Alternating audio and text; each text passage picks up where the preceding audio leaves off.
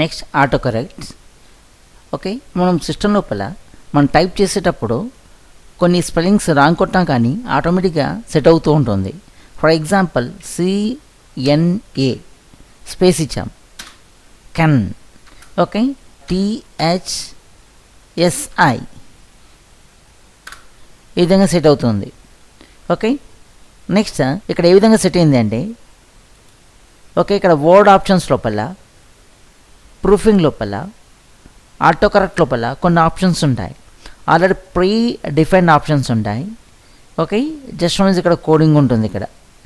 Okay, just one is ఇక్కడ ఈ విధంగా ఉంటుంది. అబౌట్ ABBOUT టైప్ చేసినా అబౌట్ రావాలి, ABOTU టైప్ చేసినా అబౌట్ రావాలి. ఇక్కడ ఆల్రెడీ ఫీడ్ అయి ఉంటుంది. ఓకే, ABOTU ఓకే అన్నాం, ఓకే అన్నాం. ABOTU అన్నాం, అబౌట్ ఈ విధంగా సెట్ అయింది. నెక్స్ట్ నేను KCE అని టైప్ చేస్తే కోటాస్ కంప్యూటర్ ఎడ్యుకేషన్ రావాలి. MW అంటే మైక్రోసాఫ్ట్ వర్డ్ అని రావాలి. ఓకే, ఇవి కూడా ఆటోమేటిక్గా సెట్ కావాలి, ఆల్రెడీ ఇవి ఉన్నాయి. ఓకే, నా KCE అంటే కోటాస్ కంప్యూటర్ ఎడ్యుకేషన్ రావాలి. MW అంటే మైక్రోసాఫ్ట్ వర్డ్ అని సెట్ కావాలి. ఓకే, ఆటో కరెక్ట్ సెట్ చేయాలి. సెట్ చేయడానికి హోమ్ టైం మీద క్లిక్ చేయాలి, ఆఫీస్ టైం మీద క్లిక్ చేయాలి, వర్డ్ ఆప్షన్స్కి వెళ్ళాలి.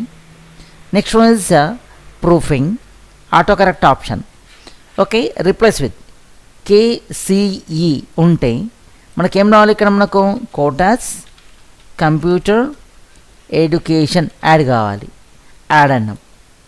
నెక్స్ట్ MW టైప్ చేస్తే మైక్రోసాఫ్ట్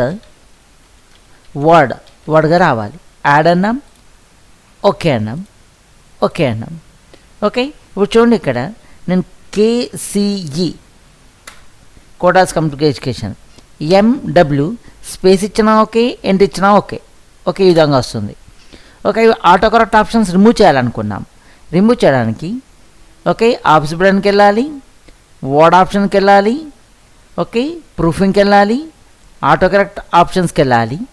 దీంట్లో KCE కోటాస్ కంప్యూటర్ ఎడ్యుకేషన్ సెర్చ్ చేసాం, డిలీట్ అన్నాం. ఓకే, నెక్స్ట్ వన్ ఇస్ ఇది సెర్చ్ చేసాం, డిలీట్, ఇది సెర్చ్ చేసి delete. Next MW Microsoft word, delete. Okay, delete.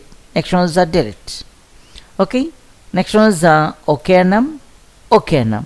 ఇప్పుడు చూడండి KCE అన్నాం, next one is MW enter అన్నాం, ఇవి రావట్లేదు అంటే ఆటో కరెక్ట్ అనే ఆప్షన్ రిమూవ్ చేసాం.